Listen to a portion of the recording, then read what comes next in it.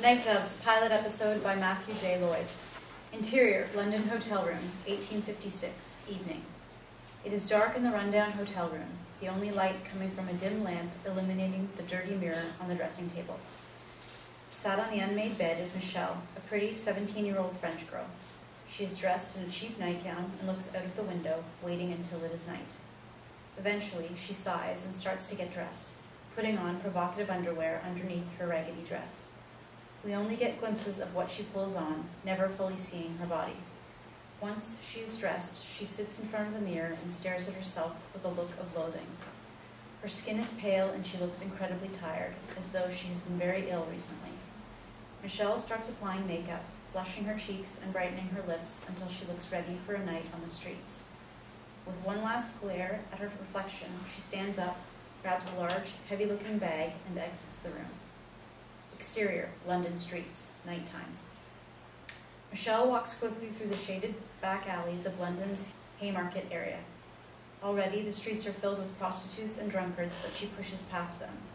Her eyes scan the streets constantly, worried she may be recognized. Eventually, Michelle comes to a stop at the end of an alley. She peers around the corner before moving forward, sticking to the shadows until she is opposite a large brothel called the Nightdove. Men are going inside the brightly lit brothel, the open door letting the sound of laughter and music out into the streets. Michelle stares for a moment until the street is quiet and dashes across the road. She fumbles in her bag when an ugly man, known to the girls as Tack, staggers out of an alley, drunk. He spots Michelle as he takes a piss on the wall and grins at her, revealing his rotten teeth. Michelle spots him and quickly straightens up, stepping in front of her bag. Michelle, love. Come here and give us some warmth. Tack finishes his business and walks toward her, wiping his hands on his coat before reaching out to her. Michelle playfully slaps his hands away. In a moment, petite amie. Go on inside, I'll come keep you company soon. Tack glares at her hungrily and makes a bestial grunt before nodding and heads inside. As soon as he is gone, Michelle stops smiling and returns to the bag, pulling out a metal chain which she quickly fastens around the door handles, preventing anyone from exiting or entering the Nightdove. Michelle then runs around the back of the brothel, still carrying the bag, stopping in front of the locked door to the cellar. With a nervous glance around, she leans close to find the key has been left for her inside of the lock. Michelle smiles before turning it and heads down the steps. Interior, Nightdove, cellar, continue. Michelle climbs down the short staircase into the packed cellar. Barrels of drink have been left around in a disorganized manner. Light breaks through a few cracks in the floorboards as Michelle walks to the center of the room. Inside the cellar, the sound of merrymaking from the brothel above is easy to hear. With a determined look, Michelle looks at a large flagon and moves around the cellar, covering everything with its liquid before throwing it aside and stepping back to the stairs. Out of her pocket, she pulls a box of matches and hesitates, looking upwards for a long pause before lighting a match. Still, with her eyes fixed on the ceiling, she throws the match to the floor and flames erupt around her. Michelle then turns and runs up the stairs. Exterior, London streets, continue. Back in the shadows opposite the Nightdove, Michelle looks on as the sound of the burning building and the screams of those trapped inside fill the air. We only see the flickering shadows that play across Michelle's face as she smiles in triumph. This wasn't the first time I murdered someone.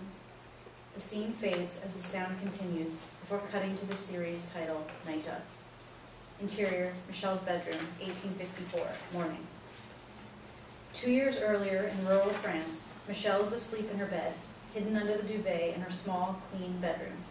Light fills the room from her window, unlike the shadows of London. A loud rapping at the door causes Michelle to stir under the sheets as the voice of her mother, Adrienna, wakes her. Michelle, wake up. Michelle isn't here, go away. Oh, then I guess Michelle won't be needing breakfast or a bath. Nope, Michelle will be gone all day. Then I best get this stranger out of her bed. Adrienna opens the door, a tall woman with a mischievous look about her. She grins as she walks up to the bed and pulls off the covers in one tug, causing Michelle to squeal in anger. Michelle is 14 and very pretty. She looks healthy and rosy-cheeked compared to her haggard appearance in future London. Mother! Daughter, you get up. Why? You have things to do. Yes, like sleep. Come on, out of bed now. No. Adrienna smiles evilly before picking up Michelle's bedside jug and pouring cold water onto Michelle's face. Michelle jumps up screaming. Awake yet? I'll kill you!